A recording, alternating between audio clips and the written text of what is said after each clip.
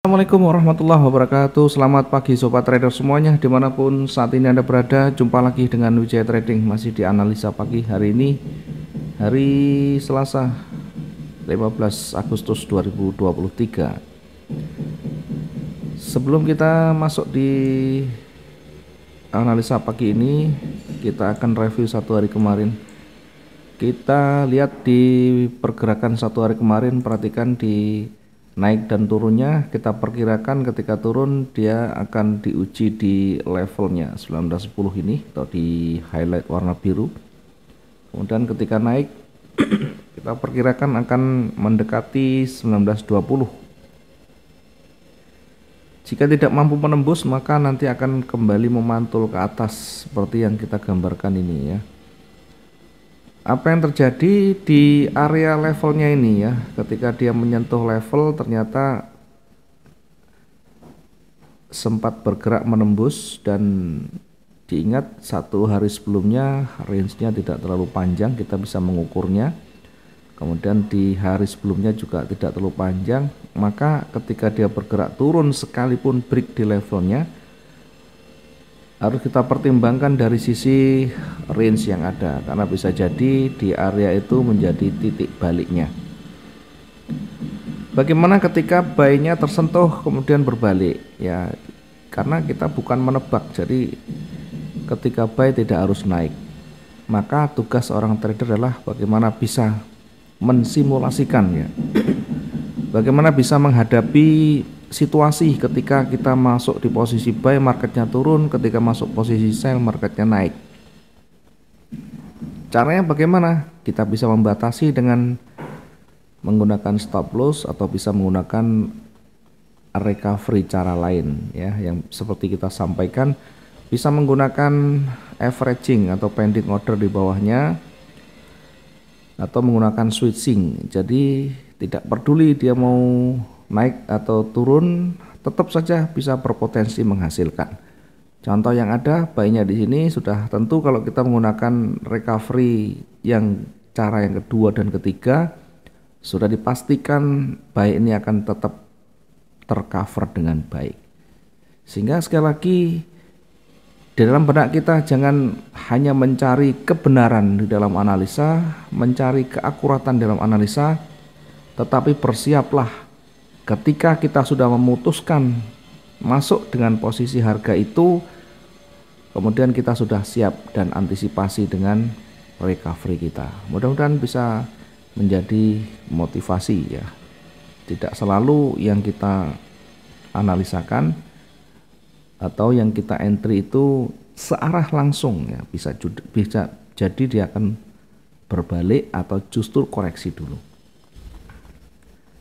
Kemudian ketika ini di cover, tentu selnya sudah selesai dihapus dulu ya, buy-nya tersentuh, kemudian selnya harus sudah disesuaikan atau pendingnya sudah disesuaikan, sehingga kalau cuma ini buy-nya di sini, selnya di sini, justru akan tambah kuat ya, profit kita justru akan tambah banyak. Bagaimana caranya?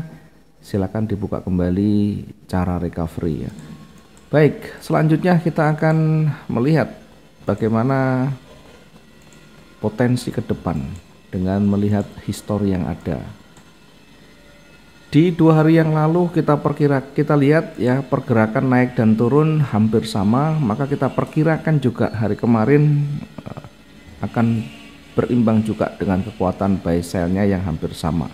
Kalau kita amati, yang terakhir naik kemudian turun, dikembalikan lagi naik lagi, bahkan mendekati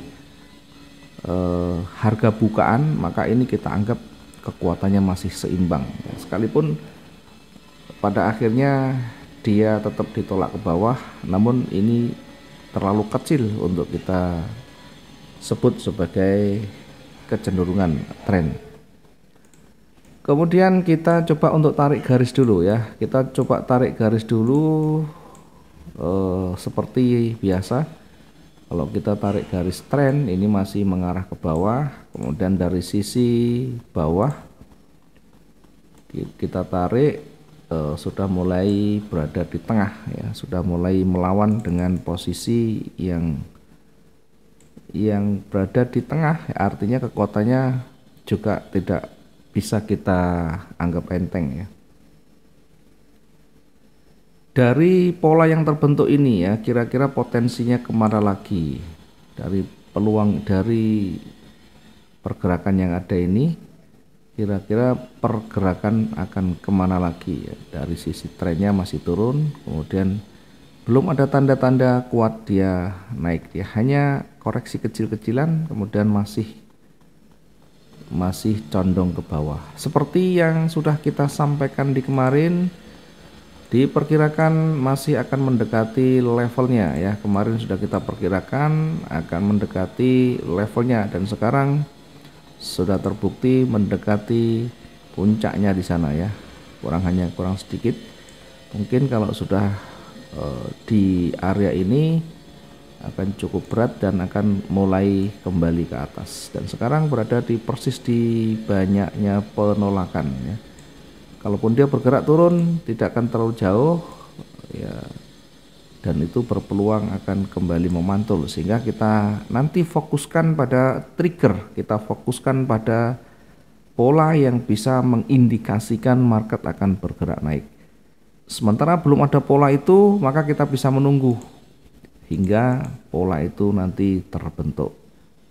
Bagaimana cara kita menunggu? Ya, kita bisa lakukan dengan setiap beberapa jam atau setiap 1 jam sekali kita lihat sekilas, kemudian kalau tidak ada yang signifikan kita tutup kembali. Itu kalau kita menggunakan trading harian ya. Kalau kita menggunakan swing ya tentu beda lagi. Oke, kita lihat sekarang di kondisi saat ini. Dengan probabilitas akan bergerak ke atas lebih besar, namun masih akan berpeluang mendekati harga satu di bawah 1900 atau di 18 sekian. Sehingga kalau kita menempatkan posisi sell ya terlalu dalam, kita akan memanfaatkan peluang buy-nya. Yang paling utama, prioritas kita nanti akan menempatkan posisi buy-nya. Di mana kita menempatkannya? Tentu kita hanya memanfaatkan peluang-peluang kecilnya ya, bukan kita memanfaatkan reversal besarnya, tapi kita hanya memanfaatkan peluang-peluang kecilnya, dan itu ada potensinya ya. Tapi kalau untuk menunggu pembalikan masih terlalu jauh ya, belum ada tanda-tanda ke sana. Kemudian apakah nanti bisa di bawah angka 1800? Bisa saja ya, potensinya ada. Kalau kita lihat tadi di H4 masih cukup potensi hingga di 18 berapa ini, 1890 sekian, dan dari area running itu kalau kita tarik masih sekitar 1000 sekian, sehingga kita bisa manfaatkan. Misal kita manfaatkan di area-area yang ya betul-betul berpeluang ya. Oke, kita bisa menempatkan di sana, kemudian nanti targetnya di sini ya, masih cukup untuk targetnya. Tetapi tentu diingat, ini mendekati wilayah-wilayah beresiko terjadi reversal, sehingga harus diperhatikan, sehingga harus diantisipasi segala sesuatunya ketika kita tersentuh posisi sell kita. Karena tidak peduli market itu mau kemana sebenarnya, yang kita butuhkan adalah peluang-peluang kecilnya. Sellnya kita bisa menempatkan di 1901 ya, ini sebagai contoh saja karena berada di harga yang cukup rendah, sehingga harus betul-betul kita perhatikan nantinya ya. Saya kasih warna merah karena ini betul-betul harganya cukup rendah. Potensi tetap ada, tapi lebih besar potensi akan dia bergerak naiknya. Di atas juga demikian, karena juga di atas ini banyak sekali penolakan. Hati-hati, sekalipun dia masih harga rendah mendekati levelnya, tetap saja potensi itu ada karena belum ada tanda dan tanda turun ya. Belum ada tanda-tanda belum ada tanda-tanda kuat naik maksud saya. Bahkan kalau kita melihat histori dari histori yang panjang di bulan Maret ya, bulan Februari, harga itu sampai berada di 18 ya, 1810 bahkan. Artinya cukup dalam ya. Tentu ini sesuai dengan kondisi ekonomi saat ini. Sesuai dengan ekonomi yang ada, permintaan emas masih berkurang sehingga masih terus merosot harganya.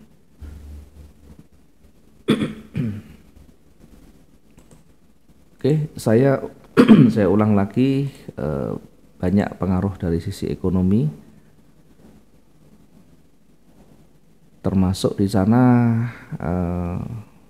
kebijakan-kebijakan yang ada di Amerika tentunya, termasuk keputusan atau kebijakan politik yang ada di Amerika, termasuk Asia ya. Di sana yang berpengaruh adalah Rusia dan China.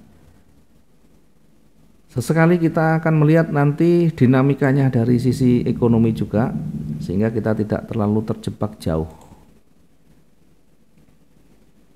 Kita menempatkan tadi di selnya 1901.03, itu nanti kita targetkan di sini ya, 1893. Target yang terdekat sekaligus menjadi area support ya di 1893.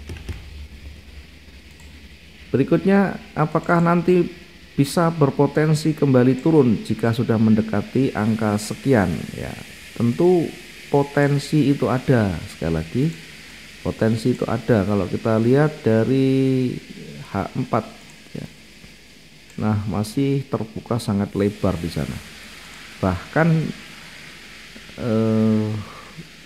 peluang untuk bergerak di bawah juga masih terbuka lebar ya. Kita targetkan yang berikutnya itu di sini aja, 1884 ya, untuk titik jenuh atau area jenuhnya kita ukur nanti dengan menggunakan range saja ya. Ini untuk target berikut ya. Target berikutnya kita tempatkan di 1884.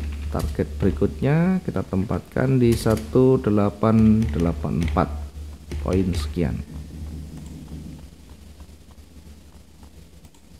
ya. Untuk target yang terdekat di 18,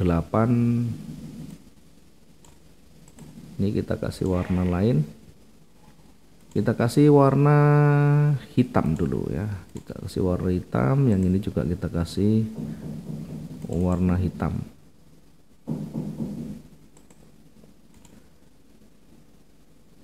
Kita kasih warna hitam, kemudian garisnya kita perjelas ya, garisnya itu di 1884 poin sekian. Oke, range-nya kita perkirakan akan mendekati di target yang kedua itu ya, range-nya di 1884. Hati-hati untuk hari ini, range-nya akan bergerak di kisaran itu. Sekalipun nanti ada news yang cukup berdampak, kita akan lihat nanti dinamikanya. Posisi buy di mana kita menempatkan ya, kita ambil di atas sedikit dari level psikologis hari ini.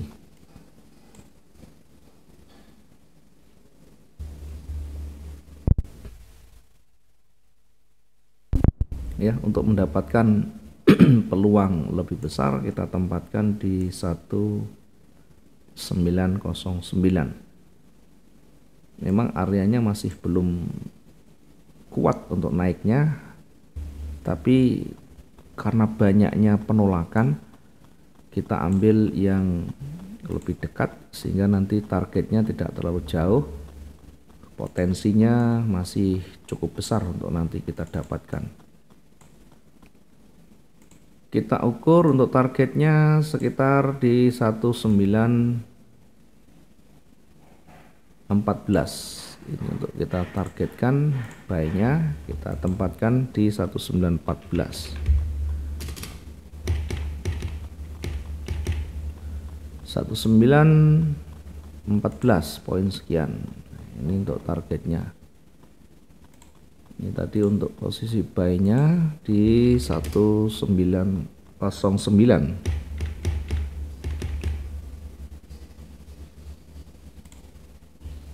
Selanjutnya kita akan mentargetkan berikutnya di harga 1920 ya. 1920 ini untuk target selanjutnya. Kalau nanti ternyata dia masih bergerak naik atau sekaligus ini sebagai area resisten yang harus kita perhatikan.